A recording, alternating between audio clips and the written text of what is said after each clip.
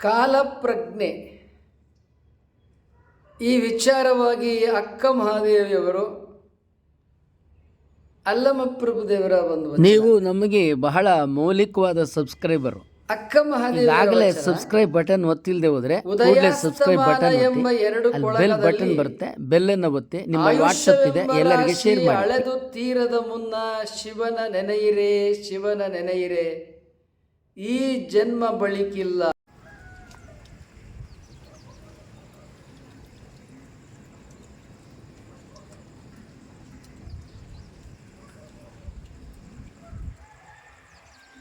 ಈ ಜನ್ಮ ಬಳಿಕಿಲ್ಲ ಚನ್ನಮಲ್ಲಿಕಾರ್ಜುನ ದೇವ.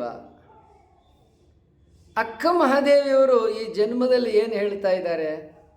ಅಕ್ಕ ಮಹಾದೇವಿಯವರು ಈ ವಚನದಲ್ಲಿ ಯಾವ ವಿಚಾರಗಳನ್ನು ತಿಳಿಸ್ತಾ ಇದ್ದಾರೆ? ಉದಯ ಅಸ್ತಮಾನ. ಉದಯ ಅಂದರೆ ಸುಪ್ರಭಾತ, ಸೂರ್ಯೋದಯ, ಬೆಳಗಾಗೋದು, ಮುಂಜಾವ ಸೂರ್ಯೋದಯ ಆಯಿತು. ಅಸ್ತಮಾನ, ಸೂರ್ಯ ಮುಳುಗದ, ಕತ್ತಲೆ ಜಗತ್ತನ್ನು ಆವರಿಸ್ತು. ಬೆಳಕು ಬಂತು, ಬೆಳಕು ಹೋಯಿತು, ಕತ್ತಲೆ ಬಂತು. ಇದು ನಿತ್ಯ ನಾವು ಬದುಕಿನಲ್ಲಿ ನೋಡ್ತಾ ಇರತಕ್ಕಂಥ ವಿದ್ಯಮಾನಗಳು. ಸೂರ್ಯೋದಯ ಸೂರ್ಯಾಸ್ತವನ್ನು ಪ್ರತಿದಿನ ನಾವು ಗಮನಿಸ್ತಾ ಇರ್ತೀವಿ. ಇವನ್ನು ಎರಡು ಕೊಳಗ ಅಂತಾರೆ. ಹಗಲು ಒಂದು ಕೊಳಗ, ಇರುಳು ಒಂದು ಕೊಳಗ. ಕೊಳಗ ಅಂದರೆ ಅಳತೆ. ಹಿಂದೆ 12 ಸೇರಿನ ಅಳತೆ, 9 ಸೇರಿನ ಅಳತೆ, 6 ಸೇರಿನ ಅಳತೆ ಇದ್ದು, ಒಂದು ಬಳ್ಳಕ್ಕೆ 3 ಸೇರು ಅಂತಾರೆ.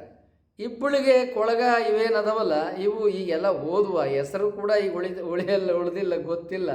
ಇಬ್ಬಳಿಗೆ ಅಂದರೆ ಏನು ಅಂತಾರೆ, ಕೊಳಗ ಅಂದರೆ ಏನು ಅಂತಾರೆ. ಇಬ್ಬಳಿಗೆ ಕೊಳಗ ಅಂದರೆ 6 ಸೇರಿನ ಅಳತೆ, 9 ಸೇರಿನ ಅಳತೆ, 12 ಸೇರಿನ ಅಳತೆ, 240 ಸೇರ ಒಂದು ಕಂಡ್ಗ, 100 ಸೇರು ಒಂದು ಪಲ್ಲ, 6 ಸೇರು ಒಂದು ಕೊಳಗ, ಹೆಬ್ಬಳಿಗೆ 9 ಸೇರು, 12 ಸೇರು, ಹೀಗೆ ಅಕ್ಕ ಮಹಾದೇವರು ಹೀಗೆ ಅಳತೆ. ಹಗಲನ್ನು ಈಗ ನಾವೇನು ವಿಭಜನೆ ಮಾಡಿದ್ದೀವಲ್ಲ, ಈಗ ಗಂಟೆ ಮೂಲಕ ವಿಭಜನೆ ಮಾಡಿದ್ದೇವೆ. ಆಗ ಗಂಟೆ ಅನ್ನೋದು ಇನ್ನೂ ಅಷ್ಟು ಪ್ರಚಲಿತ ಇರಲಿಲ್ಲ. ಹಗಲು 4 ಜಾವ, ಇರುಳು 4 ಜಾವ. ಅಂದ್ರೇನು? 3 ಗಂಟೆಗೆ ಒಂದೊಂದು ಜಾವ ಲೆಕ್ಕ. ಹಗಲು 4 ಜಾವ, ಇರುಳು 4 ಜಾವ ಅಂತ ಅಳತೆ ಇತ್ತು. ಈಗ ಏನು ನಾವು ಗಂಟೆ ಅಂತ ಮಾಡ್ಕೊಂಡಿದ್ದೇವಲ್ಲ, ಆ ಗಂಟೆ ವಿಭಜನೆ ಕಾಲಮಾನ ಹಿಂದೆ ಇರಲಿಲ್ಲ ಅನ್ನೋದು ಗೊತ್ತಾಗ್ತದೆ.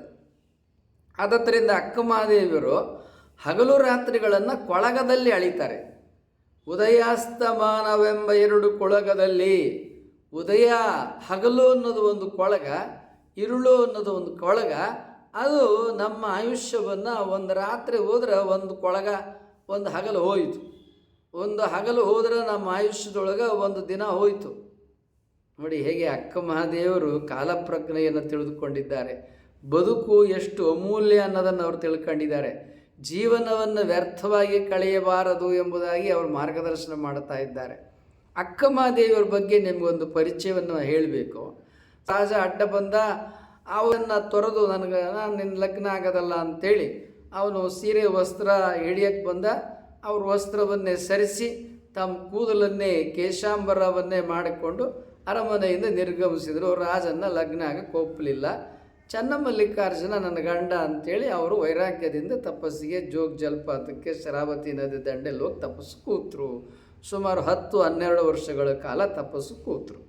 ಈಗೇನು ತಪಸ್ಸು ಮಾಡಿದ್ರಲ್ಲ, ಅಲ್ಲಿ ಗುರುಕುಲ, ಅಲ್ಲಮಪ್ರಭುದೇವರು ಗುರುಕುಲ, ಅನೇಕ ಮಹಾತ್ಮರು, ರಾಜ ಮಹಾರಾಜರುಗಳು ವೈರಾಗ್ಯ ಬಂದು ಅಲ್ಲಿ ಅಲ್ಲಮಪ್ರಭುದೇವರ ಸನ್ನಿಧಿಯಲ್ಲಿ ತಪಸ್ಸು ಮಾಡಿಕೊಂಡು ಅಲ್ಲಿ ಗುರುಕುಲವನ್ನು, ಯೋಗ, ಆಧ್ಯಾತ್ಮ ಅನುಭವವನ್ನು ಅಲ್ಲಿ ಬೋಧನೆಗಳನ್ನು ಮಾಡ್ತಾಯಿದ್ರು. ಅಂಥ ಸಂದರ್ಭದಲ್ಲಿ ಅಕ್ಕ ಮಹಾದೇವರು ಅಲ್ಲಿ ಬಂದಂಥ ಸಂದರ್ಭದಲ್ಲಿ ಅವರು ಗುರುಲಿಂಗದೇವರಿಂದ ಉಡುತಡಿಯಲ್ಲಿ ಅವರು ಯೋಗ ವಿದ್ಯೆಯನ್ನು ಕಲ್ತ್ಕೊಂಡಿದ್ರು. ಈಗ ಜಗ ಜಲಪಾತಕ್ಕೆ ತಪಸ್ಸಿಗೆ ಬಂದ ಕಾಲಕ್ಕೆ ಯೋಗ ವಿದ್ಯೆಯನ್ನು, ಧ್ಯಾನ, ತಪಸ್ಸನ್ನು ಅಪಾರವಾಗಿ ಕಲ್ತುಕೊಂಡು ಯಾವ ಅನಾರೋಗ್ಯವನ್ನು ಕೂಡ ಗುಣ ಮಾಡ್ತಾ ಇದ್ದರು ಅಕ್ಕ ಮಹಾದೇವರು. ಅಂಥ ಜ್ಞಾನವನ್ನು, ಆರೋಗ್ಯ ವಿದ್ಯೆಯನ್ನು, ಯೋಗ ವಿದ್ಯೆಯನ್ನು, ಪಾಕವಿದ್ಯೆಯನ್ನು ಅಕ್ಕ ಮಹಾದೇವರು ಕಲ್ತ್ಕೊಂಡಿದ್ರು.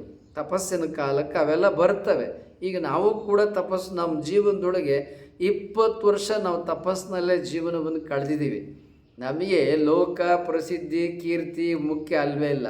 ನಮಗೆ ಪರಮಾತ್ಮ ಮುಖ್ಯ, ಆಧ್ಯಾತ್ಮ ಅನುಭವ ಜೀವನ ಮುಖ್ಯ. ಅದಕ್ಕಾಗಿ ಸುಮಾರು ನಮ್ಮ ಜೀವನದ 20-25 ವರ್ಷಗಳ ಕೂಡಲ ಸಂಗಮ, ಆಲಮಟ್ಟಿ ಇಲ್ಲೆಲ್ಲ ಒಂದೊಂದು ತಿಂಗಳು ತಪಸ್ಸನ್ನ ನಡೆಸಿದೆವು.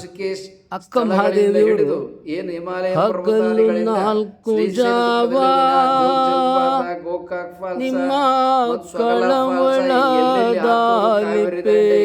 ಕಾಡಾರಣ್ಯ ഇരുಳು 4 ಜಾವ ಲಿಂಗದ ವಿಕಳಾವಸ್ಥೆಯಲೆಪ್ಪೆನು ಹಗಲಿರುಳು ನಿಮ್ಮ ಹಂಬಲದಲ್ಲಿ ಮೈ ಮರೆದು ಹೊರಗಿದೆನು.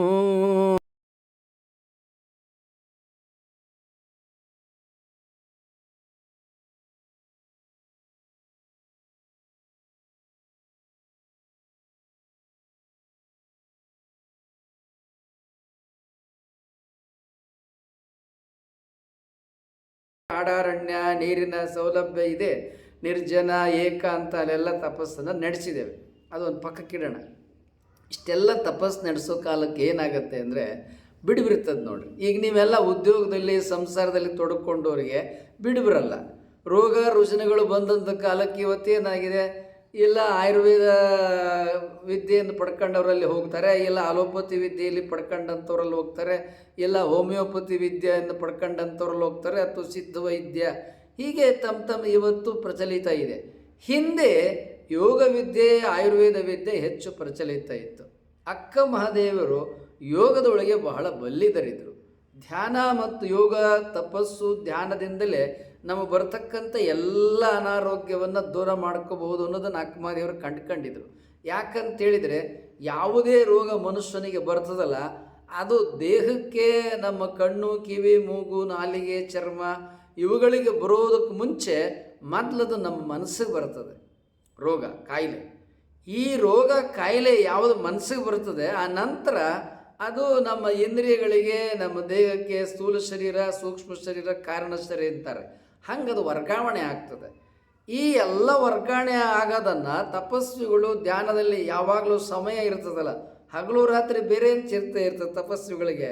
ಪರಮಾತ್ಮನ ಸಾಕ್ಷಾತ್ಕಾರ ಮಾಡ್ಕೊಳ್ಳೋದು, ಧ್ಯಾನ ಸಾಧನೆ ಮಾಡೋದು, ತಪಸ್ಸು ಮಾಡೋದು, ಅನುಷ್ಠಾನ ಮಾಡೋದು, ದೇಹ, ಇಂದ್ರಿಯ, ಮನಸ್ಸು, ಚಿತ್ತ, ಬುದ್ಧಿ, ಅಹಂಕಾರ, ಪಂಚೇಂದ್ರಿಯ, ಷಡೂರ್ಮಿಗಳು, ಸಪ್ತ ವ್ಯಸನಗಳು, ಅಷ್ಟಮದಗಳು, ವಿಕಾರಗಳು, ಇವೆಲ್ಲ ಮನುಷ್ಯ ಯಾಕೆ ಹಿಂಗಾಗ್ತಾನೆ, ಮನುಷ್ಯನ ನಡತೆ, ವರ್ತನೆ, ಇವನು ಹುಟ್ಟು ಸಾವು ಇವೆಲ್ಲ ಯಾಕಿದೆ, ಇದನ್ನೇ ತಿಳಿತಾ ಇದ್ರು. ಹುಟ್ಟು ಸಾವಿನ ಆಚೆಗೆ ಜಗತ್ತಿನಲ್ಲಿ ಏನಿದೆ, ನಾವೆಲ್ಲಿಂದ ಬಂದಿದ್ದೇವೆ, ಎಲ್ಲಿಗೆ ಹೋಗ್ತೇವೆ, ನಾವೇನಾಗ್ತೇವೆ, ನಮಗೆ ಯಾಕೆ ಈ ಜನ್ಮ, ಹೀಗೆ ಇವೆಲ್ಲವನ್ನು ಅನ್ವೇಷಣೆ ಮಾಡೋ ಕಾಲಕ್ಕೆ ಈ ದೇಹವನ್ನು ಕುರಿತು ಅನ್ವೇಷಣೆಯನ್ನು ಮಾಡಬೇಕಾಗ್ತದೆ. ಮಾಡಿದಾಗ ದೇಹ ಅಂದ್ರೇನು, ರೋಗ ಅಂದ್ರೇನು, ರೋಗ ಯಾಕೆ ಬರ್ತದೆ, ಹಸಿವೆ ಅಂದ್ರೇನು, ತೃಷೆ ಅಂದ್ರೇನು, ಹಸಿವೆ ತೃಷಿಗಳು ಯಾಕೆ ಆಗ್ತದೆ, ನಾವು ಯಾಕೆ ಉಸಿರಾಟ ಮಾಡ್ತೀವಿ, ಇಂಥ ಎಲ್ಲ ಪ್ರಶ್ನೆಗಳನ್ನು ಯೋಗಿಗಳು, ತಪಸ್ವಿಗಳು ಹಾಕೋತಾರೆ. ಯಾಕೆ ಬಿಡುವಿರ್ತದೆ ನೋಡ್ರಿ. ಈಗ ಗೃಹಸ್ಥರಿಗೆ ಬಿಡುವಿರಲ್ಲ. ಯಾಕೆ ಮನೆ ಮಡದಿ, ಮಕ್ಕಳು, ಉದ್ಯೋಗ, ಕಾಯಕ, ವ್ಯವಹಾರ ಇವೆಲ್ಲ ಬರೀ ದುಡ್ಡುಗಳು ಸುದ್ರಾಗ ಹೋಗ್ತದೆ, ವ್ಯವಹಾರದಾಗ ಹೋಗ್ತದೆ, ಉದ್ಯೋಗ ಹೋಗ್ತದೆ. ಆದರೆ ಗುರುಗಳು, ತಪಸ್ಸುಗಳಿಗೆ ಬೇರೆ ಏನು ಕೆಲಸ ಇಲ್ಲ, ಅವ್ರ ಊಟದ ಚಿಂತೆ ಇಲ್ಲ. ಈಗ ಬೆಳಿಗ್ಗೆ ಎದ್ದ ಕೂಡಲೇ ಸಂಸಾರಸ್ಥರು ಏನು ಮಾಡ್ತಾರೆ, ಏನು ಅಡುಗೆ ಮಾಡಲಿ ಅಂತಾರೆ. ಯಾಕೆ ಕಾಯ್ಕಕ್ಕೆ ಹೋಗ್ಬೇಕಲ್ಲ, ಹಸ್ಕೊಂಡು ಕಾಯ್ಕಕ್ಕೆ ಹೋಗೋಕ್ಕಾಗಲ್ಲ. ಅದಕ್ಕೆ ಮನೆಯವರು ಬಂದು ಏನು ಹೇಳ್ತಾರೆ, ಗಂಡ ಹೆಂಡ್ತಿ ಇವತ್ತಿಬ್ಬರು ಗಂಡ ಹೆಂಡ್ತಿ ಕೂಡಿ ಅಡುಗೆ ಮಾಡ್ತಾರೆ.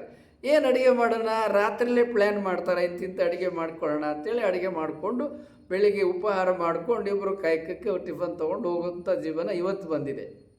ಅಂದ್ರೇನು, ಈ ದೇಹ ಕಾಯಕ ಮಾಡೋದರಿಂದ ಬೆಳಿಗ್ಗೆ ಹೇಳ್ತಿದ್ದಂಗೆ ಊಟದ ಚಿಂತೆ ಲೌಕಿಕರು, ಸಂಸಾರಸ್ಥರು ಮಾಡ್ತಾರೆ. ಆದರೆ ತಪಸ್ವಿಗಳು ಊಟದ ಚಿಂತೆ ಮಾಡಲ್ಲ ಬೆಳಿಗ್ಗೆ ಹೇಳ್ತಿದ್ದಂಗೆ. ಇವತ್ತು ನಾವೆಲ್ಲ ಬೆಳಿಗ್ಗೆ ಏನು ಮಾಡ್ತೇವೆ, ಕಾಯಕಕ್ಕೆ ಅನುಗುಣವಾಗಿ ಎಷ್ಟೊತ್ತು ಹೇಳೋದು ಅಂತ ನಿರ್ಧಾರ ಆಗ್ತದೆ. ಆದರೆ ಕಡ್ಡಾಯವಾಗಿ ಯೋಗಿಗಳು, ತಪಸ್ವಿಗಳು ಬೆಳಗಿನ ಜಾವ ಮೊದಲ ಜಾವದಲ್ಲಿ ಎದ್ದೇಳ್ತಿದ್ರು. ಮೊದಲ ಜಾವ ಅಂದ್ರೇನು? ಬೆಳಗಿನ 3 ಗಂಟೆ. ಬೆಳಗಿನ 3-3:30 ಎದ್ದೇಳ್ತಿದ್ರು ಅವರು. ಕಡ್ಡಾಯವಾಗಿ ಎದ್ದೇಳದೆ ನೇಚರನೇ ಆಗ್ತದೆ. ಯಾಕೆ ಅಂತಿದ್ರೆ ಸಂಜೆ 7:30-8 ಗಂಟೆ ಒಳಗೆ ಮಲಗೇ ಬಿಡ್ತಾರೆ. 8 ಗಂಟೆ ಒಳಗೆ ನಿದ್ರೆಗೆ ಹೋಗೇ ಬಿಡ್ತಾರೆ. ನಾವು ನಮ್ಮ ಜೀವನದೊಳಗೆ ರಾತ್ರಿ 9 ಗಂಟೆ 8:30 ಒಳಗೆ ಹಾಸಿಗೆಗೆ ನಿದ್ರೆಗೆ ಹೋಗೇ ಬಿಡ್ತೀವಿ. ಬೆಳಿಗ್ಗೆ 3:30-3 ಗಂಟೆಗೆ ನಾವು ಎದ್ದೇಳಲೇಬೇಕು. ಅದೇ ಎಚ್ಚರಿಸ್ತದೆ. ಇದು ನಮ್ಮ ಜೀವನ ವಿಧಾನ. ಅದು ತಪೋ ಜೀವನಕ್ಕೆ ಹೋದ್ಮೇಲೆ ಇದೇ ನಮ್ಮ ಜೀವನ ವಿಧಾನ. ಹೀಗೆ ಸಮಯ ಇರುತ್ತಲ್ಲ, ಬೆಳಗಿನ ವೇಳೆ ಬಹಳ ಪ್ರಶಾಂತ ಆನಂದಮಯವಾಗಿರ್ತದೆ. ಯಾಕೆ? ನಿಶ್ಶಬ್ದ ಇರ್ತತೆ, ಏಕಾಂತ ಇರ್ತತೆ. ಅದ್ರ ಜೊತೆಗೆ ಪ್ರಕೃತಿ ಇದೆಯಲ್ಲ, ಅದು ಬಹಳ ಧ್ಯಾನ ತಪಸ್ಸಿಗೆ ಅನುಕೂಲಕರವಾಗಿರ್ತದೆ. ಭೂಮಿ ತಿರುಗ್ತಾ ಇರ್ತದಲ್ಲ, ತಿರುಗಿದ್ದು ಅದು ಸೂರ್ಯನ ಕಡೆಗೆ ಹೊರಳ್ಕೊಳ್ತಾ ಇರ್ತದೆ. ಸೂರ್ಯನ ಸುತ್ತ ಭೂಮಿ ತಿರುಗ್ತಾ ಇರ್ತದಲ್ಲ, ಭೂಮಿ 2 ಮಗ್ಲು. ಚೆಂಡು ಈ ಕಡೆ, ಚೆಂಡು ಆ ಕಡೆ ತಿಳ್ಕೊಳ್ಳಿ. ಚೆಂಡು ಅಂತ ತಿಳ್ಕೊಳ್ರಿ. ಈ ಕಡೆ ಒಂದು ಭಾಗ, ಆ ಕಡೆ ಒಂದು ಭಾಗ. ಒಂದು ಭಾಗ ಈ ಕಡೆ ತಿರುಗಿಕೊಂಡಾಗ ಕತ್ಲೆ, ಆ ಕಡೆ ತಿರುಗಿಕೊಂಡಾಗ ಬೆಳಕು. ಹೀಗೆ ಭೂಮಿ ತಿರುಗಿಕೊಳ್ತಕ್ಕಂಥ ಕಾಲದೊಳಗೆ ತಿರುಗುವ ಕಾಲ ಇದೆಯಲ್ಲ, ಸೂರ್ಯ ಇನ್ನೇನು ಗೋಚರವಾಗುವ ಪೂರ್ವ ಏನಿದೆಯಲ್ಲ, ಅದು ಮೊದಲ ಜಾವ. ಆ ಮೊದಲ ಜಾವ ಮತ್ತು ಸೂರ್ಯ ಮುಳುಗ್ತದಲ್ಲ, ಅದು ಈರುಳಿನ ಜಾವ, ಈರುಳಿನ ಮೊದಲ ಜಾವ. ಇವೆರಡೂ ವೇಳೆ, ಹಗಲು ಮತ್ತು ರಾತ್ರಿಯ ಪೂರ್ವದ 2 ವೇಳೆಗಳು ಧ್ಯಾನ, ತಪಸ್ಸು, ಮೌನ, ಅನುಷ್ಠಾನ, ಇವೆಲ್ಲ ಆರೋಗ್ಯ, ಇವೆಲ್ಲದಕ್ಕೆ ಅಧ್ಯಯನ, ಎಲ್ಲದಕ್ಕೂ ಇವು ಅತ್ಯಂತ ಶ್ರೇಷ್ಠವಾದ ಸಮಯ.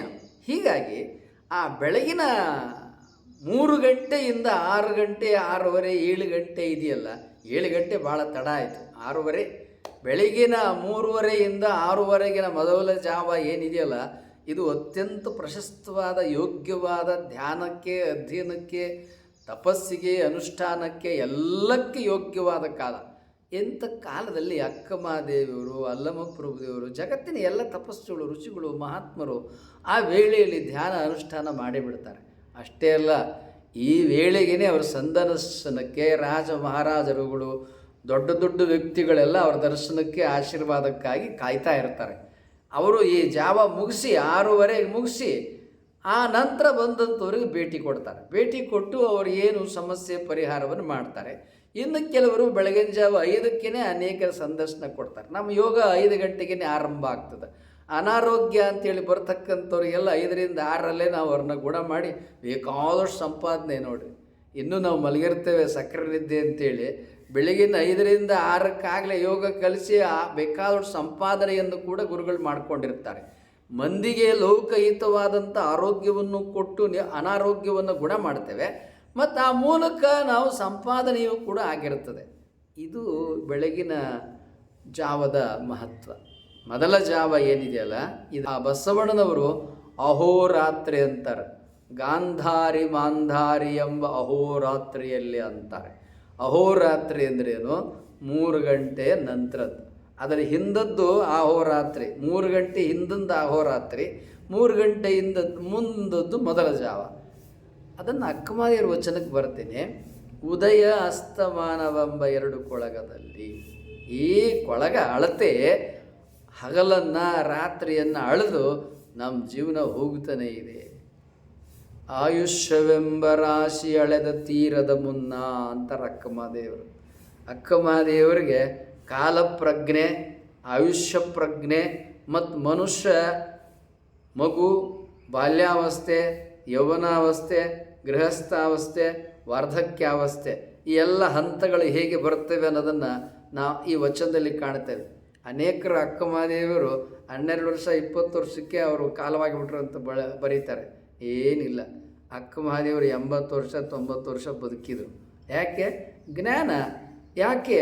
ಲೋಕ ಅವರನ್ನು ಗೌರವಿಸ್ತು, ಅವ್ರ ಪ್ರೀತಿ ಆಶೀರ್ವಾದಕ್ಕೆ ಲಕ್ಷ ಲಕ್ಷ ಜನ ಕಾಯ್ತಾ ಇದ್ರು. ಯಾಕೆ? ಅವ್ರ ದರ್ಶನ ಆದ್ರೆ ಸಾಕು, ಎಲ್ಲ ರೋಗಗಳು ಹೋಗ್ತಾವೆ. ಅವರಿಂದ ಯೋಗ ಜ್ಞಾನವನ್ನು ಪಡ್ಕೊಂಡ್ರೆ ಸಾಕು, ಎಲ್ಲ ಅನಾರೋಗ್ಯ, ಎಲ್ಲ ಅಜ್ಞಾನಗಳು ಹೋಗ್ತಾವೆ. ಅಂಥ ಜ್ಞಾನ ವಿಚಾರಗಳು, ಆಧ್ಯಾತ್ಮ ವಿಚಾರ, ಯೋಗ ವಿಚಾರ ಅಕ್ಕಮಹಾದೇವರ ವಚನಗಳಲ್ಲಿದೆ. ಅದನ್ನು ಅವ್ರ ತಪಸ್ಸಿನಲ್ಲಿ ಪಡ್ಕೊಂಡಿದ್ರು. ನಂತರ ಉದಯಾಸ್ತಮಾನವೆಂಬ 2 ಕೊಳಗದಲ್ಲಿ ಆಯುಷ್ಯವೆಂಬ ರಾಶಿ ಅಳೆದು ತೀರದ ಮುನ್ನ.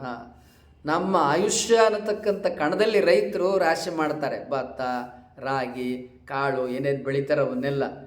ಸೊ ಆ ರಾಶಿ ಮಾಡೋದನ್ನು ಅಕ್ಕಮಹಾದೇವರು ನೋಡಿದರು ಬಾಲ್ಯಕಾಲಕ್ಕೆ. ಯೌವನ ಕಾಲಕ್ಕೆ ಅವನ್ನೆಲ್ಲ ರೈತರ ಎಲ್ಲ ಕಡೆ ಅವಾಗೆಲ್ಲ ರೈತಾಪಿ ವ್ಯವಸ್ಥೆನೇ ಜಾಸ್ತಿ. ಹೊರಗಡೆ ಹೋದ್ರೆಲ್ಲ ಸುಗ್ಗಿ ಇದೇ ಕಾಣ್ತಾ ಇದ್ದದ್ದು. ಸೊ ಆ ರಾಶಿಗೆ ಉಪಮೆ ರೂಪಕವಾಗಿ ಮನುಷ್ಯನ ಆಯುಷ್ಯವನ್ನು ರಾಶಿಗೆ, ಮತ್ತು ಆ ರಾಶಿನೇನು ಮಾಡ್ತಾರೆ, ಅಳೆದು ತುಂಬ್ತಾರೆ. ಆವಾಗ ಗುಡಾಣ ಅವು ಇವು ಏನೇನೋ ಇದ್ವಲ್ಲ ತುಂಬಕ್ಕೆ, ಅಂಥವು ತುಂಬ್ತಾರೆ. ಅದನ್ನೆಲ್ಲ ಅಕ್ಕಮಹಾದೇವ್ರು ನೋಡಿದರು. ರಾಶಿಯನ್ನು ಕೊಳಗದಲ್ಲಿ ಅಳೆದು ತುಂಬ್ತಿದ್ದಂಗೆ ಆ ರಾಶಿ ಕಣದಲ್ಲಿ ಹಾಕಿರೋದೇನಿದ್ರೆ ಅದು ಮುಗೀತದೆ. ಹಂಗೆ ಹಗಲು ರಾತ್ರಿ ಅಂತಕ್ಕಂಥ ಕೊಳಗಗಳು ಒಂದು ಹಗಲು ಮುಗಿದ್ರೆ ಒಂದು ಕೊಳಗ ಕಡಿಮೆ ಆಯಿತು, ಒಂದು ರಾತ್ರಿ ಮುಗಿದ್ರೆ ನಮ್ಮ ಆಯುಷ್ಯದೊಳಗೆ ಒಂದು ಕೊಳಗ ಕಡಿಮೆ ಆಯಿತು.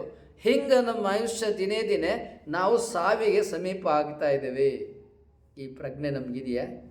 ಒಂದು ಹಗಲು ಕಳೆದ್ರೆ ಸಾವು ಒಂದು ಹಗಲು ಹತ್ತಿರ ಬಂತು, ಒಂದು ರಾತ್ರಿ ಕಳೆದರೆ ಸಾವು ಮೃತ್ಯ ನಮ್ಮ ಹತ್ರ ಬಂತು. ಈ ಪ್ರಜ್ಞೆ ಇದೆಯಾ? ಸಾವು ಒಂದೊಂದೇ ಹೆಜ್ಜೆ ಇಟ್ಕೊಂಡು ಆಮೆಯ ವೇಗದಲ್ಲಿ ನಮ್ಮ ಹತ್ರ ಬರ್ತಾ ಇದೆ. ಈ ಅರಿವು, ಈ ಪ್ರಜ್ಞೆ ನಮಗಿದೆಯಾ? ಈ ಅರಿವು, ಈ ಪ್ರಜ್ಞೆ ನಮಗಿದ್ರೆ ನಾವೆಂದೂ ಕೆಟ್ಟ ಕೆಲಸಗಳನ್ನು ಮಾಡೋದಲ್ಲ, ಒಳ್ಳೆಯ ಕೆಲಸಗಳನ್ನು ಮಾಡುತ್ತೇವೆ. ಯಾಕೆ? ಪರೋಪಕಾರವೇ ಪುಣ್ಯ, ಪರಪೀಡನೆಯೇ ಪಾಪ. ಇನ್ನೊಬ್ಬರಿಗೆ ಹಿಂಸೆ ಮಾಡಿದ್ರೆ, ಇನ್ನೊಬ್ಬರಿಗೆ ತೊಂದರೆ ಕೊಟ್ಟರೆ, ಇನ್ನೊಬ್ಬರನ್ನು ನೋಯಿಸಿದರೆ ಅದೇ ಪಾಪ. ಪೀಡನೆ ಅಂದ್ರೇನು? ಹಿಂಸೆ, ತೊಂದರೆ. ನಾವು ಮಾತಿನಿಂದ ಇರ್ಬೋದು, ನಮ್ಮ ಕೈ ಕಾಲುಗಳು ಶರೀರದಿಂದ ಇರ್ಬೋದು, ಮೈ ಮನ ಮಾತು ನಮ್ಮ ಮನಸ್ಸಿನಿಂದ ಇರ್ಬೋದು. ಇವೇನದವಲ್ಲ, ಈ ಯಾವುದರಿಂದಲೂ ನಾವು ಇನ್ನೊಬ್ಬರಿಗೂ ತೊಂದರೆಯನ್ನು ಮಾಡಬಾರ್ದು, ನೋವನ್ನು ಉಂಟು ಮಾಡಬಾರ್ದು. ಯಾಕೆ ಮಾಡಬೇಕು? ನಾವು ಅವರನ್ನು ಪ್ರೀತಿಯಿಂದ ಗೌರವಿಸಬೇಕು, ನಗಿಸ್ಬೇಕು, ಒಳ್ಳೆಯ ಮಾತನ್ನು ಹೇಳಬೇಕು, ಮಾರ್ಗದರ್ಶನವನ್ನು ಮಾಡಬೇಕು. ಇವತ್ತೇನಾಗಿದೆ, ಇನ್ನೊಬ್ಬರನ್ನ ಒಬ್ಬ ಮನುಷ್ಯನ ನೋಡಿದ ಕೂಡಲೇ ಇವನು ಮನುಷ್ಯ ನನಗೆ ಉಪಯೋಗಕ್ಕೆ ಬರ್ತಾನ, ಇವನಿಂದ ನಾನು ಎಷ್ಟು ದುಡ್ಡು ಕಿತ್ಕೋಬೋದು, ಇವನಿಂದ ಏನು ನಾನು ಲಾಭ ಆದಾಯ ಪ್ರಾಫಿಟ್ ಮಾಡ್ಕೋಬೋದು. ಮನುಷ್ಯ ಈ ಸ್ವಾರ್ಥ ಪ್ರಜ್ಞೆಯಿಂದ ನೋಡ್ತಾನೆ. ಅವನು ಶ್ರೀಮಂತನ, ಅವನು ವಿದ್ಯಾವಂತನ, ಅವನು ಉತ್ತಮ ಕುಲದಲ್ಲಿ ಹುಟ್ಟಿದಾನ, ಇದನ್ನೇ ನೋಡುತ್ತಾನೆ. ನಾವು ಮನುಷ್ಯನನ್ನು ಮನುಷ್ಯ ಅಂತ ನೋಡಬೇಕು. ಇವೇನಿದೆಯಲ್ಲ, ಅಧಿಕಾರ, ಹಣ, ಐಶ್ವರ್ಯ, ಕುಲ, ಕೀರ್ತಿ, ಪ್ರಸಿದ್ಧಿ, ಇವೆಲ್ಲ ಕಸ. ಇವಕ್ಕೆ ನಾವು ಮನ್ನಣೆಯನ್ನು ಮಾಡಬಾರದು. ಮನುಷ್ಯತ್ವಕ್ಕೆ ಮನ್ನಣೆಯನ್ನು ಕೊಡಬೇಕು.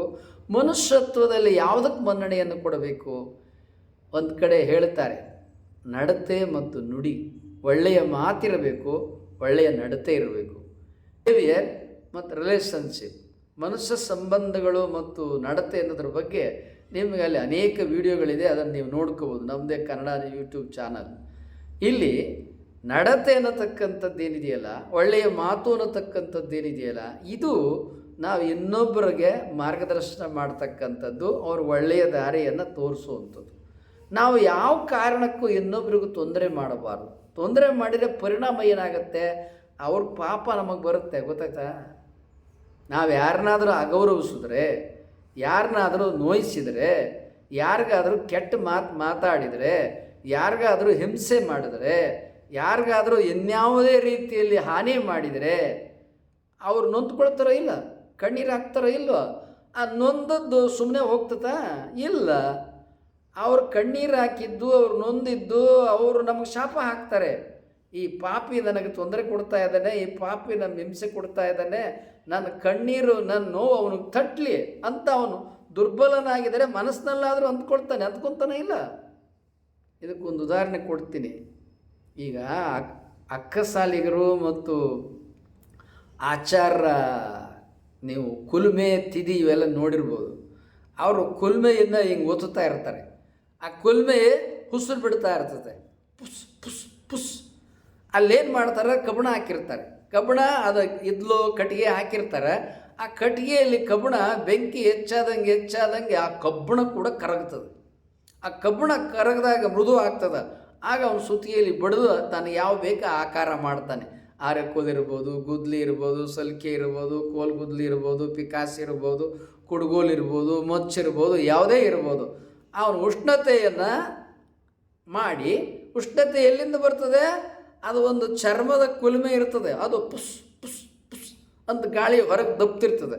ಆ ಗಾಳಿ ಹೊರಗೆ ಬಿಡೋದ್ರಿಂದ ಕಟ್ಟಿಗೆ ಇದ್ಲ ಉರಿತವೆ, ಬೆಂಕಿ ಆಗ್ತದೆ, ಆಗ ಕಬ್ಬಣ ಕರಗ್ತಾ ಹೋಗ್ತದೆ. ಆ ತಿದಿ ಇದೆಯಲ್ಲ, ಆ ಕುಲುಮೆ ಇದೆಯಲ್ಲ, ಅದಕ್ಕೆ ಜೀವ ಐತೇನ? ಜೀವ ಇಲ್ಲದೆ ಇರುವ ತಿದಿ ಕುಲುಮೆ ಪುಸ್ ಪುಸ್ ಅಂತ ಗಾಳಿಯನ್ನು ಉಸಿರನ್ನು ಬಿಟ್ಟು ಆ ಗಟ್ಟಿಯಾಗಿರೋ ಕಬ್ಬಣವನ್ನು ಕೂಡ ಮೃದು ಮಾಡ್ತದೆ. ಸುತ್ತಿಗೆಲ್ ಹೊಡೆದಾಗ ಯಾವ ಆಕಾರ ಬೇಕು, ಮಚ್ಚು, ಕುಡ್ಲಿ, ಗುದ್ದಲಿ, ಕೊಡಲಿ, ಕುಡುಗೋಲು, ಹಿಂಗೆ ಯಾವ ಆಕಾರ ಬೇಕಾದ್ರೆ ಆಗ್ತದೆ. ಜೀವ ಇಲ್ಲದೆ ಇರೋ ತುದಿ ಉಸಿರು ಬಿಟ್ಟರೆ ಕಬ್ಬಣ ಕೂಡ ಕರಗ್ತದೆ. ಮತ್ತು ಜೀವ ಇರತಕ್ಕಂಥ ಮನುಷ್ಯರು ನಮಗೆ ಶಾಪ ಹಾಕಿದರೆ, ಅವ್ರ ಕಣ್ಣೀರು ಹಾಕಿದರೆ, ಅವ್ರು ನೊಂದರೆ ಅವ್ರ ಶಾಪ ನಮಗೆ ತಟ್ಟೋದಿಲ್ಲನ? ಎಚ್ಚರ. ಅಯ್ಯ ಮನುಷ್ಯ, ಎಚ್ಚರ ಇರಲಿ.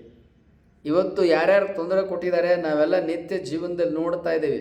ಇನ್ನೊಬ್ಬರಿಗೆ ಯಾರ್ಯಾರು ತೊಂದರೆ, ಹಿಂಸೆ, ಮಾನಸಿಕ, ದೈಹಿಕ, ಇನ್ನೂ ಅನೇಕ ರೀತಿಯಲ್ಲಿ ಮನುಷ್ಯ ತೊಂದರೆ ಕೊಡ್ತಾರೆ. ಅವರೆಲ್ಲ ಏನಾಗ್ತಾ ಇದ್ದಾರೆ? ಜೈಲು ಪಾಲಾಗ್ತಾರೆ. ಕೋರ್ಟು, ಕಾನೂನು, ಪೊಲೀಸು ಅವರಿಗೆಲ್ಲ ದಂಡ, ಶಿಕ್ಷೆ, ಇನ್ನೂ ಏನು ಕೆಲವರಿಗೆ ನೇಣು, ಹಿಂಗೇನೇನೋ ಮಾಡ್ತದೆ. ಇದು ಎಲ್ಲ ಕಾಲಕ್ಕೆ ಇದು ತಪ್ಪಿದ್ದಲ್ಲ. ಕೆಲವರು ದುಡ್ಡು ಕೊಟ್ಟು ಪೊಲೀಸು, ಕೋರ್ಟಿಂದ ಬಚಾವಾಗಬಾರ್ದು. ಆದರೆ ಮೇಲೆ ನೋಡೋಣ ಬಂದಿದ್ದಾನಲ್ಲ, ಇದನ್ನು ಇಲ್ಲ, ಅವನು ಎಲ್ಲರಿಗೆ ಏನೇನು ಅಂತ ಅವ್ನು ನಿರ್ಧಾರ ಮಾಡ್ತಾನೆ ಇರ್ತಾನೆ. ಅದು ಲೆಕ್ಕ ಬರಿತಾನೆ ಇರ್ತಾನೆ ನಮ್ಮವ.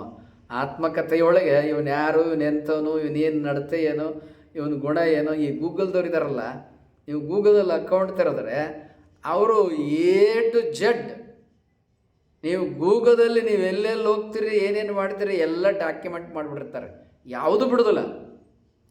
ನೀವು ಗೂಗಲ್ ಮೂಲಕ ನಿಮ್ಮ ಮೊಬೈಲ್ ಒಳಗೆ ಏನೇನು ಹುಡ್ಕಾಡಿರ್ತೀರಿ, ಏನೇನು ತಡ್ಕಾಡಿರ್ತೀರಿ ನಿಮ್ಮ ಫೋನ್ ಒಳಗೆ, ಅಷ್ಟು ಎಲ್ಲ ಮನುಷ್ಯರದು ಅವ್ರ ಹತ್ರ ರೆಕಾರ್ಡ್ ಇರ್ತದೆ. A to Z. ನೀನು ಗುಣ ಏನು, ಅವಗುಣ ಏನು, ನೀನು ವಿದ್ಯೆ ಏನು, ಅವಿದ್ಯೆ ಏನು, ನೀನು ಯೋಗ್ಯತೆ ಏನು, ನಿನ್ನ ಮನುಷ್ಯತ್ವ ಏನು, ನಿನ್ನ ಅಮಾನವೀಯತೆ ಏನು, ಎಲ್ಲ A to Z ಅವ್ರು ಗೂಗಲ್ದು ರೆಕಾರ್ಡ್ ಮಾಡ್ಕೊಂಡಿರ್ತಾರೆ. ಹಂಗೆ ಪರಮಾತ್ಮ, ಇದು ಗೂಗಲು ಇವತ್ತು ತಂತ್ರಜ್ಞಾನ, ಆದರೆ ಅವತ್ತು ಪರಮಾತ್ಮ ಎಲ್ಲ ಕಾಲಕ್ಕೆ ಇವತ್ತು ಕೂಡ ಗೂಗಲ್ಗಿಂತ ದೊಡ್ಡದು ಅವನು ಪರಮಾತ್ಮ. ಏಕಮೇವ ಅದ್ವಿತೀಯ ಅತ್ಯತಿಷ್ಠ ದಶಾಂಗುಲಂ ಅಂತಾರೆ ಪರಮಾತ್ಮನನ್ನು.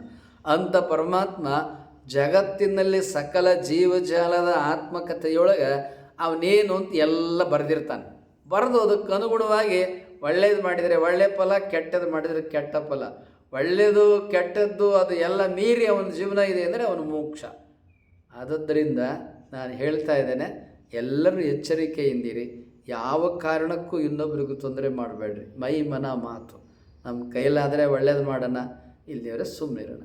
ನಾವು ಅಭಿವೃದ್ಧಿ, ನಾವು ಪ್ರೋಗ್ರೆಸ್, ನಾವು ಒಳ್ಳೆಯ ಜೀವನವನ್ನು, ಸದಾಚಾರವನ್ನು ನಡೆಸೋದ್ರ ಮೂಲಕ ಲೋಕಕ್ಕೆ ನಾವು ಮಾದರಿ ಆಗಬೇಕು. ಲೋಕ ನಮ್ಮನ್ನು ಒಪ್ಕೊಳ್ಳುತ್ತೋ, ಅನುಸರಿಸ್ತೋ, ಬಿಡುತ್ತದೋ ಅದು ನಮಗೆ ಗೊತ್ತಿಲ್ಲ. ನಾವು ನಾವು ಒಳ್ಳೆಯವರಾಗಿರಬೇಕು. ನಮ್ಮ ಅಂತರಂಗ ನಮ್ಮನ್ನು ಮೆಚ್ಕೋಬೇಕು. ನಮ್ಮ ಅಂತರಂಗ ನಮ್ಮನ್ನು ಮೆಚ್ಚಿಕೊಂಡ್ರೆ ಪರಮಾತ್ಮ ಮೆಚ್ಕೊಂತಾನೆ.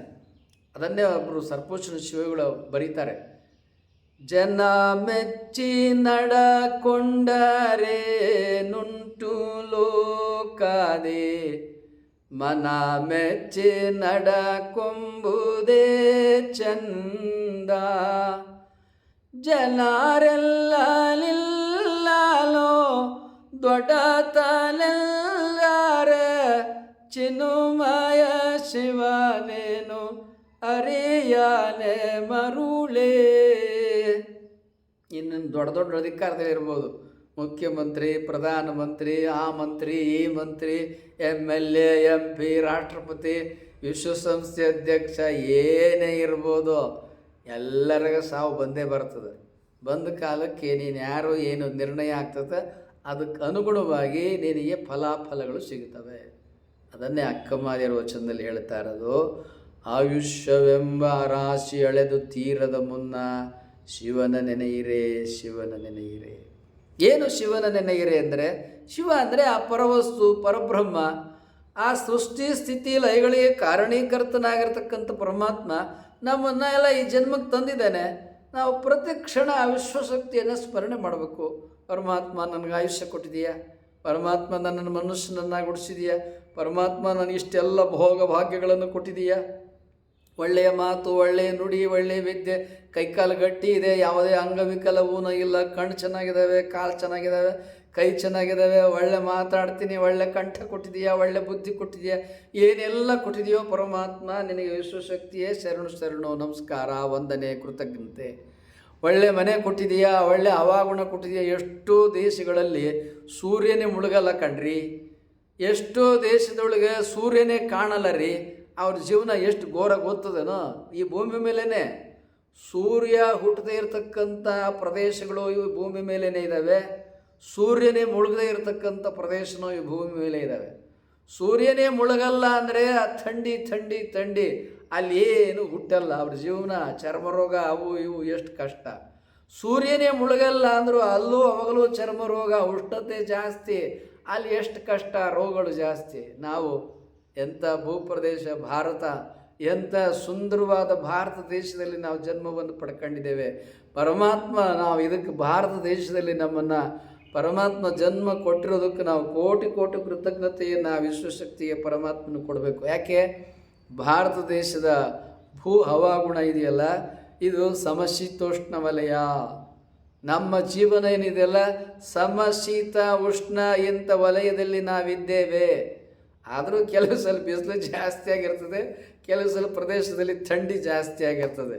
ಈಗ ವಿಜಯಪುರ, ರಾಯಚೂರು, ಗುಲ್ಬರ್ಗ ಮತ್ತು ಬಳ್ಳಾರಿ, ಕೋಲಾರ ಮತ್ತು ಆಂಧ್ರ, ರಾಜಸ್ಥಾನ, ಮಧ್ಯಪ್ರದೇಶ್, ಉತ್ತರ ಪ್ರದೇಶ್ ಅಲ್ಲೆಲ್ಲ ವಿಪರೀತ ಬಿಸಿಲು. ಆ ಬಿಸಿಲಿನ ಜಳಕ್ಕೇ ಬಹಳ ಜನ ಸತ್ತು ಹೋಗ್ತಾರೆ. ಮಧ್ಯಪ್ರದೇಶ ಇಲ್ಲೆಲ್ಲ. ಸೊ ಇಷ್ಟು ಎಲ್ಲೋ ಸ್ವಲ್ಪ ಬೇಸಿಗೆಕಾಲದಲ್ಲಿ 1-2 ತಿಂಗಳು ಈ ಥರ ಹವಾಗುಣ. ಇನ್ನು ಚಳಿಗಾಲದಲ್ಲೂ ಕೂಡ ಡಿಸೆಂಬರ್, ಜನವರಿ ವಿಪರೀತ ಚಳಿಯಾಗಿ ಜನರು ಕೂಡ ಸಾಯ್ತಾರೆ. ಆದರೂ ಪರಮಾತ್ಮ ನಮ್ಮನ್ನು ಇಂಥ ಭಾರತ ಖಂಡದಲ್ಲಿ ಹುಟ್ಟಿಸಿದನಲ್ಲ, ಅದಕ್ಕೆ ಶಿವನ ನೆನೆಯಿರೆ, ಶಿವನ ನೆನೆಯಿರೆ. ಏನು ಹೇಳ್ತಾರೆ ಅಕ್ಕಮಹಾದೇವಿ? ಪರಮಾತ್ಮ ನಮ್ಮನ್ನು ಒಳ್ಳೆ ಜನ್ಮದಲ್ಲಿ ಹುಟ್ಟಿಸಿದೆಯಾ, ಒಳ್ಳೆ ಪ್ರದೇಶದಲ್ಲಿ ನನಗೆ ಜನ್ಮ ಕೊಟ್ಟಿದೆಯಾ, ಅದಕ್ಕೆ ನಿನಗೆ ವಂದನೆ, ಅದಕ್ಕೆ ನಿನಗೆ ಕೃತಜ್ಞತೆ, ಅದಕ್ಕೆ ನಿನಗೆ ಶರಣಾರ್ಥಿ ಅಂತಾರೆ. ಎಷ್ಟು ಸುಂದರವಾದ ಜ್ಞಾನವನ್ನು ಅಕ್ಕಮಹಾದೇವರಿಗೆ ಕೊಟ್ಟಿದ್ದಾರಲ್ಲ. ಕೊನೆಯಲ್ಲಿ ಒಂದು ಮಾತು ಹೇಳ್ತಾರೆ, ಈ ಜನ್ಮ ಬಳಿಕಿಲ್ಲ. ನಾವು ಮನುಷ್ಯರಾಗಿ ಹುಟ್ಟಿದ್ದೀವಿ, ಮುಂದೇನಾಗಿ ಹುಡ್ತೀವೋ ಗೊತ್ತಿಲ್ಲ. ಈ ಮನುಷ್ಯ ಜನ್ಮ ಭಾಳ ದೊಡ್ಡದು, ಅಪೂರ್ವ. ಮತ್ತು ಈ ಮನುಷ್ಯ ಜನ್ಮ ಬುದ್ಧಿ ಇದೆ, ಮಾತಿದೆ, ಕೈಕಾಲು ಎಲ್ಲ ಕೆಲಸ ಮಾಡ್ತೀವಿ, ಸುಂದರವಾದ ಸೌಧಗಳನ್ನು ಕಟ್ಟಿಕೊಂಡು ಚಂದ ಬದುಕ್ತೀವಿ, ಚಂದ ಅಡುಗೆ ಮಾಡ್ಕೋತೀವಿ, ಶಾಸ್ತ್ರ, ವಿದ್ಯೆ, ಗಾಯನ, ನರ್ತನ, ವಾದ್ಯ, ಕಲೆ, ಏನೇನೋ ಕೌಶಲ್ಯಗಳೆಲ್ಲ ಕಟ್ಟಿದ್ದೀವಿ.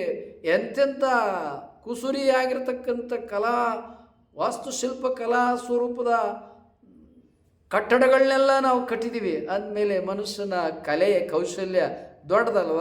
ಇದೆಲ್ಲ ಪರಮಾತ್ಮ ನಮಗೆ ಅನುಗ್ರಹ ಮಾಡಿದನಲ್ವ ಮನುಷ್ಯರನ್ನಾಗಿ ಹುಟ್ಟಿಸಿ. ಅದಕ್ಕೆ ಪರಮಾತ್ಮನೇ ನನಗೆ ಕೋಟಿ ಕೋಟಿ ನಮಸ್ಕಾರ, ವಿಶ್ವಶಕ್ತಿಯೇ ನನಗೆ ಕೋಟಿ ಕೋಟಿ ನಮಸ್ಕಾರ.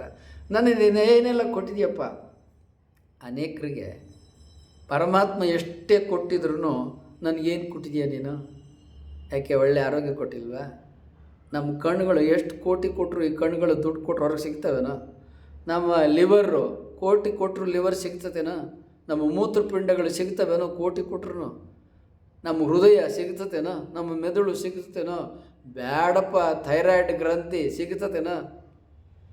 ನಮ್ಮ ಶರೀರದಲ್ಲಿ ಏನೇನು ನಮ್ಮ 7 ಸಪ್ತಚಕ್ರಗಳು, 7 ಚಕ್ರಗಳಿದ್ದಾವೆ, ಅವೆಲ್ಲ ನರಮಂಡಲ, ಇವೆಲ್ಲ ಅವು ಮತ್ತೆ ಅಲ್ಲೇನೋ ಬ್ಲಡ್ ಬ್ಲಾಕೇಜ್ ಆಯಿತು ಅಂತೇಳಿ ಆಪರೇಷನ್ ಮಾಡಿ ಸ್ಟಂಟ್ ಎಲ್ಲ ಬಿಡಿಸ್ತಾರೆ. ಆ ನರ ಮತ್ತೆ ಸಿಗ್ತತೇನೋ? ನಮ್ಮ ದೇಹ ಇದೆಯಲ್ಲ, ಇದನ್ನು ಬೆಲೆ ಕಟ್ಟಕ್ಕೆ ಸಾಧ್ಯ ಇಲ್ಲ. ನಮ್ಮ ಕೈ ಕಾಲು ಏನು ಕೆಲಸ ಬೇಕಾದರೂ ಮಾಡ್ತವೆ. ಇಂಥ ಸುಂದರವಾದ ಶರೀರವನ್ನು ಪರಮಾತ್ಮ ಕೊಟ್ಟಿದ್ದಾನೆ. ಆ ವಿಶ್ವಶಕ್ತಿಗೆ ಕೃತಜ್ಞತೆಗಳು, ವಂದನೆಗಳು ಅಂತ ಹೇಳಿದರೆ ನಾವೇನರೇ ಕಳ್ಕೊಂತೀವಿ. ನಿನ್ನ ಕೃತಜ್ಞತೆ, ನಿನ್ನ ವಂದನೆಯಿಂದ ವಿಶ್ವಶಕ್ತಿ ಏನೂ ಆಗಬೇಕಾಗಿಲ್ಲ. ನೀನು ಹೇಳಿದ್ರು ಅಷ್ಟೇ, ಬಿಟ್ಟರು ಅಷ್ಟೇ. ಆದರೆ ಆ ಉಪಕಾರ ಸ್ಮರಣೆ ನಿನ್ನಲ್ಲಿದ್ದರೆ ನಿನಗೆ ಒಳ್ಳೆಯ ಯೋಗ್ಯತೆ, ಒಳ್ಳೆ ನಡತೆ ಇದೆ ಅಂತ ಲೋಕದಲ್ಲಿ ಮನ್ನಣೆ, ಗೌರವ ಮತ್ತು ಆ ವಿಶ್ವಶಕ್ತಿ ನಿನಗೆ ಇನ್ನೂ ಹೆಚ್ಚು ಒಳ್ಳೆಯದನ್ನು ಕೊಡ್ತದೆ. ಇವನು ಯೋಗ್ಯ ಇದ್ದಾನೆ, ಲೋಕಕ್ಕೆ ಒಳ್ಳೆಯದನ್ನು ಮಾಡ್ತದೆ ಅಂತ. ಇದಕ್ಕೊಂದು ಪುಟ್ಟ ಉದಾಹರಣೆ ಕೊಡ್ತೇನೆ. ತಂದೆ ತಾಯಿಗಳೇನು ಮಾಡ್ತಾರೆ, ಮಗು ಇರ್ತದೆ, 1 ವರ್ಷದ ಮಗು, ಅದು ಹಣ್ಣು, ಸಿಹಿ, ಆಟದ ಬೊಂಬೆ ಇವೆಲ್ಲ ಕೇಳುತ್ತದೆ. ಅದಕ್ಕೆ ತಂದೆ ತಾಯಿಗಳೇನು ಮಾಡ್ತಾರೆ, ಬೇಕಾದಷ್ಟು ಹಣ್ಣು ಸಿಹಿ ಮನೆಗೆ ತರ್ತಾರೆ. ಆ ಮಗುವನ್ನು ಕೂರಿಸ್ಕೊಂಡು ತಂದದ್ದೆಲ್ಲವನ್ನು, ಹಣ್ಣಿನ ಪಟ್ಟಣಗಳು, ಏಲಕ್ಕಿ, ಬಾಳೆಹಣ್ಣು, ಸೇಬು, ಕಿತ್ತಳೆ ಹಣ್ಣು, ಮೂಸಂಬೆ, ಸಪೋಟ, ಇಂಥದ್ದು ಏನೇನು ಇರ್ತಾವ ಅವು, ಮತ್ತು ಇನ್ನು ಕೆಲವು ಸಿಹಿ ಅವು ಇವು ತಂದಿರ್ತಾರೆ. ಎಲ್ಲನೂ ಆ ಮಗು ಮುಂದೆ ಇಡ್ತಾರೆ. ಮಗು ಮುಂದೆ ಅವರೇ ತಂದಿಡ್ತಾರೆ. ಗೋಡಂಬಿ, ಖರ್ಜೂರ, ಬಾದಾಮಿ, ದ್ರಾಕ್ಷಿ ಹೀಗೆಲ್ಲ ತಂದಿಡ್ತಾರೆ. ತಂದಿಟ್ಟ ಕಾಲಕ್ಕೆ ಆ ಮಗು ತಿನ್ನೋಕ್ಕೆ ಶುರು ಮಾಡುತ್ತೆ. ಆ ತಂದೆ ತಾಯಿಗಳು ಏನು ಮಾಡ್ತಾರೆ, ಇಬ್ಬರೂ ನಂಗೆ ಕೊಡಪ್ಪ ಅಂತ ಕೈ ಹೊಡ್ತಾರೆ. ಎಲ್ಲ ತಂದು ಕೊಟ್ಟಿರೋರು ತಂದೆ ತಾಯಿನೇ. ಆದರೆ ತಂದೆ ತಾಯಿಗಳು ಏನು ಮಾಡ್ತಾರೆ, ನಮ್ಮ ಮಗು ಎಂಥದ್ದು ನೋಡ್ಬೇಕಂತೇಳಿ ಆ ಇಬ್ಬರು ತಂದೆ ತಾಯಿಗಳು ಗಂಡ ಹೆಂಡತಿ ತಮ್ಮ ಮಗುವಿನ ಮುಂದೆ ಹಿಂಗೆ ಕೈ ಹೊಡ್ತಾರೆ, ನಂಗೆ ಕೊಡಪ್ಪ ಅಂತ. ಆ ಮಗು ಏನು ಮಾಡ್ತದೆ, ಆ ಮುಂದೆ ಇಟ್ಟಿರ್ತಾರಲ್ಲ ಎಲ್ಲ ದ್ರಾಕ್ಷಿ, ಗೋಡಂಬಿ, ಖರ್ಜೂರ, ಬಾದಾಮಿ, ಏಲಕ್ಕಿ, ಬಾಳೆಹಣ್ಣು, ಸಪೋಟ, ಕಿತ್ತಳೆ ಹಣ್ಣು, ಮೂಸಂಬಿ, ಸೀಡ್ಲೆಸ್ ದ್ರಾಕ್ಷಿ, ಸೇಬು, ಹಿಂಗೆ ಎಲ್ಲ ಹಣ್ಣುಗಳು ತಂದಿರ್ತಾರೆ. ಅವೆಲ್ಲವನ್ನು ಒಮ್ಮೆ ನೋಡ್ತದೆ, ತಾನು ಬಾಯಿಗೆ ಹಾಕೋತದೆ, ಮತ್ತಂದದನ್ನು ತಾನು ಹಿಂದೆ ಹೇಳ್ಕೋತದೆ, ಏನು ಕೊಡಲ್ಲ. ಆಗ ಅಪ್ಪ ಅಮ್ಮ ಅಂತಾರೆ, ಈ ನನ್ನ ಮಗ ಮಹಾ ಸ್ವಾರ್ಥಿ, ನನ್ನ ಮಗ ಇದ್ದಾನೆ. ಇವನು ನಾವು ಆಸ್ತಿ ಕೊಟ್ಟರೆ ನಮ್ಮದೆಲ್ಲನೂ ಮೊದಲೇ ಆಸ್ತಿ ಇವನು ಬರ್ಕೊಟ್ಬಿಟ್ರೆ ನಮ್ಮನ್ನು ಇವನು ಬೀದಿಗೆ ಹಾಕ್ತಾನೆ, ಇವನು ಇಂಥ ಅಯೋಗ್ಯ ಇದ್ದಾನೆ. ನಾವೇ ತಂದು ಕೊಟ್ಟದ್ದು ಅಷ್ಟೆಲ್ಲ ಕೊಟ್ಟಿದ್ದೀವಿ, ಡಜನ್ಗಟ್ಟಲೆ, ನಮಗೊಂದು ತುಸನ ಕೊಡೋದಿಲ್ಲ ನೋಡು. ಈ ಮೂಲಕ ಮಗುವನ್ನು ತಂದೆ ತಾಯಿಗಳ ಜಡ್ಜ್ಮೆಂಟ್ ಮಾಡಿಬಿಡ್ತಾರೆ. ಮಗುವಿನ ವರ್ತನೆ ಹೇಗಿದೆ, ಆ ಮಗು ಕೊಡೋದಿಲ್ಲ, ಅದೆಲ್ಲನೂ ನನಗಬೇಕು ಅಂತ ಹೋಗ್ತದೆ. ಇಂಥ ಮಗು ಮುಂದೇನಾಗ್ತಾನೆ, ನಂಬರ್ ಒನ್ ಸ್ವಾರ್ಥಿ ಆಗ್ತಾನೆ, ತಂದೆ ತಾಯಿಗಳನ್ನ ಬೀದಿಗಡ್ತಾನೆ. ಅದಕ್ಕೆ ಈಗಲೇ ಎಚ್ಚರಿಕೆ ತೊಗೋಬೇಕು ತಂದೆ ತಾಯಿಗಳು. ಆ ಮಗುಗೆ ಸರಿಯಾಗಿ ವಿದ್ಯೆ ಬುದ್ಧಿ ಕಲಿಸ್ಬೇಕು. ಅವನ ನಡತೆಯನ್ನು, ಅವನ ವರ್ತನೆಯನ್ನು ತಿಳುವಳಿಕೆ ಹೇಳಿದರೆ ಆ ಮಗು ತಿದ್ದಲಿಕ್ಕೆ ಬರ್ತದೆ. ಇದೆಲ್ಲ ತಪ್ಪಪ್ಪ ಮಗು, ಇವೆಲ್ಲ ನಾವೇ ತಂದು ಕೊಟ್ಟಿರೋದು, ಮೊದಲು ಕೊಡೋದನ್ನು ಕಲಿ. ಎಲ್ಲ ನೀನೇ ಎಷ್ಟು ತಿಂತೀಯ, ಭಾಳ ತಿಂದರೆ ಬೀದಿ ಆಗ್ತದೆ, ಹೊಟ್ಟೆ ನೋವು ಬರ್ತದೆ, ತಲೆನೋವು, ಕಾಯಿಲೆ, ಅನೀಸಿನ್ ಆಗ್ತದೆ, ಲಕ್ಷ ಖರ್ಚು ಮಾಡ್ಬೇಕಾಗ್ತದೆ ಡಾಕ್ಟರ್ ಹತ್ರ ಹೋಗಿ. ನೀ ಸತ್ಯ ಹೋಗ್ತೀಯ, ಈ ವರ್ತನೆಯನ್ನು ಬಿಡು, ಕೊಡೋದನ್ನು ಕಲಿ. ಮಗು ತಂದೆ ತಾಯಿಗಳೇನು ಮಾಡಬೇಕು, ಮಗು ಕೊಡದೆ ತಾನೇ ತಿಂದ್ರೆ ಏನಾಗ್ತದೆ, ರೋಗ ಬಂದು ಸತ್ತೋಗ್ತದೆ, ಕಾಯಿಲೆ ಬರ್ತದೆ, ಗಂಭೀರ ಪರಿಸ್ಥಿತಿ ಬರ್ತದೆ, ಬೇದಿ ವಾಂತಿ ಆಗ್ತದೆ. ಗೊತ್ತಾಯ್ತಲ್ಲ, ಇದೇ ತಿಳ್ಕೊಬೇಕು. ಬಹಳ ಶ್ರೀಮಂತಿಕೆ ಇದೆ, ಎಲ್ಲ ನನಗೆ ಬೇಕು ಅಂದ್ರೆ ಏನಾಗ್ತದೆ, ಮುಂದೆ ವಾಂತಿ ಭೇದಿ ಆಗ್ತದೆ. ಏನು ವಾಂತಿ ಭೇದಿ ಅಂತ ಹೇಳಿದರೆ ಅನೇಕ ರೀತಿಯ ಅನಾರೋಗ್ಯಗಳು ಬರ್ತದೆ ಸ್ವಾರ್ಥದಿಂದ. ಎಲ್ಲ ನನಗೆ ಬೇಕು ಅಂತ ಅರಿಷಡ್ವರ್ಗಳು, ಕಾಮಕ್ರೋಧಗಳು ಹೆಚ್ಚಾಗ್ತವೆ. ಕೊಡುವ ಗುಣ ಇದ್ದರೆ ನಿಮಗೆ, ಮನುಷ್ಯನಿಗೆ ಒಂದು ಸ್ವಲ್ಪ ಕೊಟ್ಟು ನೋಡ್ರಿ, ಒಂದು ಸ್ವಲ್ಪ ದಾನ ಮಾಡಿ ನೋಡ್ರಿ, ಒಂದು ಸ್ವಲ್ಪ ದಾಸೋಹ ಮಾಡಿ ನೋಡ್ರಿ. ಆ ಪ್ರೀತಿ, ಆ ಅಂತಃಕರಣ, ಔದಾರ್ಯ, ಹೃದಯ ತುಂಬಿ ಬರ್ತದೆ. ಇಲ್ಲದೇ ಇರೋರು ಕೊಡಬೇಕು. ಪಾಪ ಯಾವುದೋ ಒಂದು ಮಗು, ಆ ಮಗುಗೋಗಿ ಪರೀಕ್ಷೆ ಫೀಸ್ ಕಟ್ಟ್ರಿ, ಇನ್ಯಾವುದೋ ಮಗು ಆಟ್ಲಿಕ್ಕೆ ಸೇರೋಕ್ಕಾಗಲ್ಲ ಅಂತ ತಂದೆ ತಾಯಿಗೆ ಆ ಮಗು ವಿದ್ಯಾಭ್ಯಾಸ ಬುದ್ಧಿ ಕೊಡ್ರಿ. ಆ ಕೊಟ್ಟು ನೋಡ್ರಿ, ಮನಸ್ಸು ಎಂಥ ಧನ್ಯತೆ ಬರ್ತದೆ. ಕೋಟಿ ಕೊಟ್ಟರು ಕೂಡ ಆ ಮನಸ್ಸಿಗೆ ಬರ್ತದಲ್ಲ ಆ ಭಾವನೆ, ಅದನ್ನು ಅಳತೆ ಮಾಡಲಿಕ್ಕೆ ಸಾಧ್ಯ ಇಲ್ಲ. ಆದ್ದರಿಂದ ಆವಾಗ ನಮ್ಮ ವ್ಯಕ್ತಿತ್ವ ವಿಕಾಸ ಆಗ್ತದೆ. ಆಗ ಪರಮಾತ್ಮ ನಮ್ಗೆ ಇನ್ನೂ ಬೇಕಾದಷ್ಟು ಕೊಡ್ತಾನೆ. ಇವನು ಬಹಳ ಉದಾರಿ ಇದ್ದಾನೆ, ಹೃದಯವಂತ ಇದ್ದಾನೆ, ಇನ್ನೂ ಕೊಡ್ತಾನೆ. ಅದಕ್ಕೇ ಅವರೇನು ಟಾಟಾ ಇದ್ದಾರಲ್ಲ, ಅವರು ಜಗತ್ತಿನ ನಂಬರ್ 1 ಶ್ರೀಮಂತ ಅವರು. ಆದರೂ ಕೂಡ ಅವರು ತಮ್ಮ ಸಂಪಾದನೆಯ 40% ದಾನ ಮಾಡಿಬಿಡ್ತಾರೆ. 40%. ರತನ್ ಟಾಟಾ ತಮ್ಮ ಸಂಪತ್ತಿನ 40% ಅವರು ದಾನ ಕೊಡ್ತಾರೆ. ನಮ್ಮ ದೇಶದಲ್ಲಿ ಕೋವಿಡ್ ಬಂದಾಗ 5,000 ಕೋಟಿ ರೂಪಾಯಿಯನ್ನು ಕೊಟ್ಟರು. ಎಲ್ಲ ಅನೇಕ ಶ್ರೀಮಂತರು ಕೊಟ್ಟರು, ಆದರೆ ಇವರು 5,000 ಕೋಟಿಯನ್ನು ಕೊಟ್ಟರು. ಅಂದ್ರೇನು, ಮನುಷ್ಯ ಕೊಡುವುದನ್ನು ಕಲಿಬೇಕು, ಔದಾರ್ಯವನ್ನು ಕಲಿಬೇಕು. ಅದನ್ನೇ ಅಕ್ಕಮಾದಿರೋ ವಚನದಲ್ಲಿ ಹೇಳ್ತಾ ಇರೋದು. ಶಿವನ ನೆನೆಯಿರೆ ಈ ಜನ್ಮ ಬಳಿಕಿಲ್ಲ. ಅಯ್ಯ ಮನುಷ್ಯ, ನೀನು ಯಾರು? ಪರವಸ್ತುವಿನಿಂದ ಬಂದಿದೆಯಾ? ನೀನು ಹೆಂಗೆ ಅಲ್ಲಿಂದ ಬಂದಿದೆಯೋ, ಜಗತ್ತಿನ ಸಕಲ ಜೀವಜಾಲವು ಅಲ್ಲಿಂದನೇ ಬಂದವೆ. ಹೌದಲ್ವಾ? ನೀನು ಅಲ್ಲಿಂದ ಬಂದಿದೀಯ, ಎಲ್ಲ ಮನುಷ್ಯರು ಅಲ್ಲಿಂದ ಬಂದಿದ್ದಾರೆ. ಹಂಗಂದ್ರೆ ಅರ್ಥ ಏನು? ನಾವೆಲ್ಲ ಪರಮಾತ್ಮನ ಮಕ್ಕಳು, ನಾವೆಲ್ಲ ಅಣ್ಣ ತಮ್ಮಂದರು, ನಾವೆಲ್ಲ ವಿಶ್ವಮಾನವ, ಸರ್ವಸಮಾನತೆ, ಯೂನಿವರ್ಸಲ್ ಬ್ರದರ್ಹುಡ್. ಅಕ್ಕಮಾದಿರ ವಚನದಲ್ಲಿ ಹೇಳ್ತಾ ಇದ್ದಾರೆ. ಯೂನಿವರ್ಸಲ್ ಬ್ರದರ್ಹುಡ್ ಈ ವಚನದಲ್ಲಿದೆ. ಇದನ್ನು ಅಕ್ಕಮಾದಿರು ಹೇಳ್ತಾ ಇದ್ದಾರೆ. ಅಯ್ಯ ಮನುಷ್ಯ, ಹಗಲು ರಾತ್ರಿಗಳು ಹೋಗ್ತಾ ಇದ್ದಾವೆ. ಇನ್ನು ಆಯುಷ್ಯ ಒಂದೊಂದು ಹಗಲು ಹೋದರೆ, ಒಂದು ರಾತ್ರಿ ಹೋದರೆ ಸಾವಿಗೆ ಸಮೀಪ ಆಗ್ತಾ ಇದೆಯಾ? ಪರಮಾತ್ಮನ ನೆನೆ ಅಂದ್ರೇನು? ನೀನು ಎಲ್ಲಿಂದ ಬಂದಿದೀಯಾ? ನೀನು ಎಲ್ಲಿಗೆ ಹೋಗ್ತೀಯಾ? ಹಾಗೆ ಲೋಕದ ಕಡೆಗೆ ನೋಡು. ಎಲ್ಲ ಮನುಷ್ಯರು, ಜೀವರಾಶಿ ಎಲ್ಲಿಂದ ಬಂದಿದ್ದಾವೆ? ಅವನಿಂದ ಬಂದಿದೆ, ಅವನಲ್ಲಿಗೆ ಹೋಗ್ತಾವೆ. ಅವರೆಲ್ಲರನ್ನು ಅಣ್ಣ ತಮ್ಮಂದಿರಂತೆ, ಅಕ್ಕ ತಂಗಿರಂತೆ ಕಾಣು. ನಾವು ಯಾವಾಗ ಜಗತ್ತಿನ ಎಲ್ಲ ನಮ್ಮ ಮಹಿಳಾ ಜನರನ್ನು, ಪುರುಷರನ್ನು ನಮ್ಮ ಅಣ್ಣ ತಮ್ಮಂದರು, ನಮ್ಮ ಅಕ್ಕ ತಂಗಿಯರು ಅಂತ ಆದಾಗ ಯಾವ ಮಹಿಳೆಯರ ಮೇಲೆ ಯಾರು ಲೈಂಗಿಕ ದೌರ್ಜನ್ಯ ಅತ್ಯಾಚಾರ ಮಾಡೋಕ್ಕೆ ಹೋಗ್ತಾನೆ, ಯಾರು ದೌರ್ಜನ್ಯ ಮಾಡೋಕ್ಕೆ ಹೋಗ್ತಾನೆ, ಯಾರು ಹಿಂಸೆ ಮಾಡೋಕ್ಕೆ ಹೋಗ್ತಾನೆ, ಈ ಭಾವನೆ ನಿಮ್ಗೆ ಬೇಕು ಅಲ್ಲೋ? ಅಕ್ಕ ಮಹಾದೇವರು ಈ ಭಾವನೆಯನ್ನು ಕೌಶಿಕ ರಾಜನಿಗೆ ಕೂಡ ಕೊಟ್ಟರು. ಇದು ಶಾಸನದಲ್ಲಿದೆ. ಅವನ ಅಕ್ಕ ಮಹಾದೇವರು ಪಾದಕ್ಕೆ ಬಿದ್ದು ಬೇಡ್ತಾನೆ.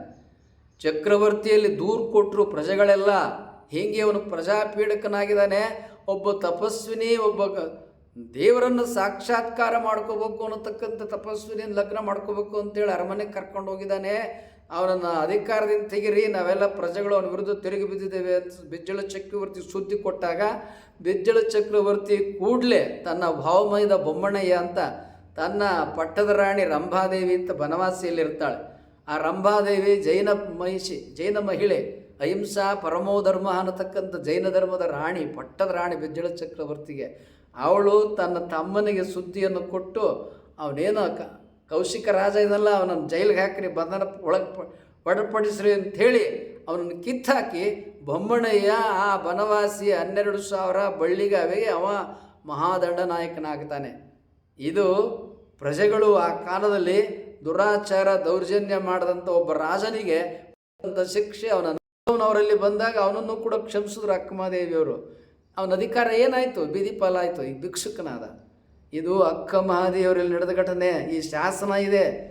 ಶಾಸನ ಮುಂದಿನ ಸಂಚಿಕೆಯಲ್ಲಿ ಉದಾಹರಣೆ ಕೊಡ್ತೀನಿ. ಅವನನ್ನು ತೆಗೆದಾಕಿ ಹೊರಗಾಕಿ ಅವನು ಭಿಕ್ಷುಕನಾಗಿ ತಿರುಗ್ತಾ ಇದ್ದದ್ದು, ಬಹಿಷ್ಕಾರ ಹಾಕಿದ್ದು ಇಡೀ ಸಾಮ್ರಾಜ್ಯ, ಬೆಜ್ಜಳ ಚಕ್ರವರ್ತಿ ಸಾಮ್ರಾಜ್ಯದಲ್ಲಿ ಎಲ್ಲಿಗೋದ್ರೂ ಅವನು ಎಲ್ಲೂ ಗೌರವ ಇಲ್ಲ. ಭಿಕ್ಷುಕನಾಗಿ ಬದುಕದೇ ಕಷ್ಟ, ಅಂಥವ್ನು ಉರ್ಲಾಕೊಂಡು ಸಾಯಬೇಕು. ಹಂಗೆ ಜನ ಅವನಿಗೆ ಜೀವಾವಧಿ ಶಿಕ್ಷೆಯನ್ನು ಆ ಕಾಲದಲ್ಲಿ ಕೊಟ್ಟರು. ದೌರ್ಜನ್ಯಕ್ಕೆ, ದುರಾಚಾರ ಮಾಡಲಿಕ್ಕೆ ಬಂದಂಥವನಿಗೆ ಕೊಟ್ಟ ಶಿಕ್ಷೆ ಇದು. ಅಕ್ಕ ಮಹಾದೇವರು ಪವಿತ್ರಾತ್ಮರಾಗಿ ಆ ಚನ್ನಮಲ್ಲಿಕಾರ್ಜುನ ದೇವರನ್ನು ರಕ್ಷಿಸಿ ಕರ್ಕೊಂಡು ಬಂದ. ಆ ವಸ್ತ್ರ ಅವನು ಮುಟ್ಟಿದ್ದಾನೆ, ಅದು ಮೈಲಿಗೆ, ಇನ್ನು ಆ ವಸ್ತ್ರವನ್ನು ಮುಟ್ಟೋದಿಲ್ಲ ನಾನು ಅಂಥೇಳಿ ಕೇಶವನ್ನೇ ಕೇಶಾಂಬರವನ್ನಾಗಿ ಮಾಡಿಕೊಂಡ್ರು. ನಿರ್ಭಯಲನ್ನು ಹುಟ್ಟು ತಪಸ್ಸಿಗೆ ಬಂದರು.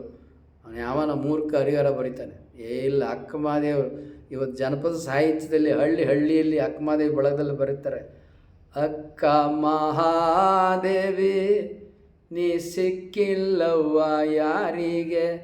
ಅಕ್ಕ ಮಹಾದೇವಿ ಯಾರಿಗೂ ಸಿಕ್ಕಿಲ್ಲ. ಅಕ್ಕ ಮಹಾದೇವ್ರನ್ನ ಯಾರನ್ನೂ ಪಡ್ಕೊಳಕ್ಕೆ ಬರಲ್ಲ. ಯಾಕಂದ್ರೆ ಆ ಶಕ್ತಿ ಅಕ್ಕ ಮಹಾದೇವರು.